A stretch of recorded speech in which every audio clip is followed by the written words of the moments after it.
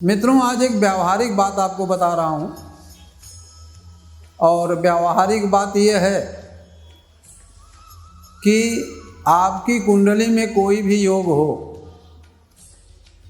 आप हमेशा यह ध्यान रखें, बद्दुआ से बचें। क्योंकि कहा गया है कि रहीमन आह गरीब की हरि से सही न जाए, मुई खाल के सांस से सार भस्म हो जाए। तो कोई भी परेशान व्यक्ति है और आत्मा से, ये जरूरी नहीं कि वो कोई ऋषि हो, कोई मुनि हो, अगर उसकी आत्मा को आपने दुखाया तो गांधारी ने भी भगवान कृष्ण को श्राप दिया था और भगवान थे, श्राप को अंगीकार किया और उसका परिणाम भी मिला। तो कहने का तात्पर्य यह है कि जब भी किसी दुखी की आत्मा को कोई भी सताने का प्रयास करेगा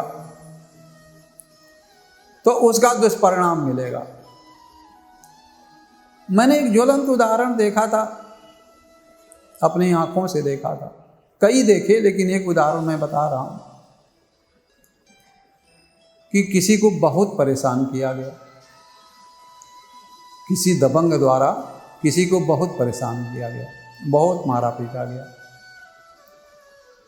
और इसके बाद में वो दबंग आदमी किसी दलाल के पास जाता है और दलाल से कहता है कि मुझे आप बचा लीजिए, मैंने कुछ नहीं किया है। तो दलाल ने कहा कि आपके गांव में एक पंडित जी रहते हैं जो काफ़ी पूजा पाठ करते हैं और अगर वो कह देंगे तो मैं मान लूँगा। पंडित जी तो ज्ञानी पंडित जी नहीं हैं, वो पंडित जी हैं जो पा से पाखंडी, ना से नास्तिक, डा से डाकू, ता से तस्कर, इतना गुण उनमें है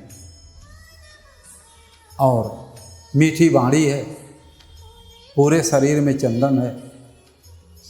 और पंडित जी गए और उन्होंने कहा, जानते हुए भी उन्होंने कहा कि इनको बचा लीजिए, इन्होंने कुछ नहीं किया।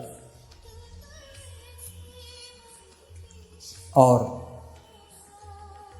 बचा लिया पुलिस से, कोई केस नहीं हुआ। हाँ, केस तो कोई नहीं हुआ, लेकिन इन्होंने उसका पाप अपने सर पे ले लिया।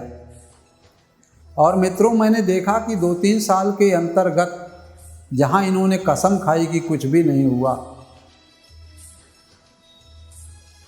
वहाँ उन्हीं के पड़ोसियों ने दौड़ा दौड़ा करके घर पे मारा, बहुत मारा और एक बार नहीं 2-2 बार मारा। मरने से बचे क्योंकि उनका पाप उनके सर पे बोल रहा था। और आज भी वो जिंदा हैं, लेकिन किस तरीके से जिंदा हैं उनकी आत्मा ही जानती होगी। ये है बद्दुआ। हम कोई भी काम करें, हमें हमेशा अच्छा काम करना चाहिए और किसी की बद्दुआ ना लगे, इसका विशेष ध्यान देना चाहिए। क्योंकि बद्दुआ अगर लगती है तो उसका परिणाम निश्चित ही बेकार होता है। तो मित्रों, मैं आपसे बार बार यही आग्रह करूँगा कि आप कुछ भी करें, लेकिन किसी सताए हुए को मत सताइए, किसी दुखी को मत सताइए, नहीं तो उसका दुष्परिणाम भयंकर होगा और उसका कोई निवारण नहीं है। उसके लिए न कोई मंत्र है, न कोई यंत्र है, न कोई तंत्र है। उसके लिए आप स्वयं जिम्मेदार हैं। तो मित्रों, अभी तक के लिए बस इतना। आगे किसी दूसरे एपिसोड पर, किसी दूसरे विषय पर मिलेंगे। जय महाशक्ति।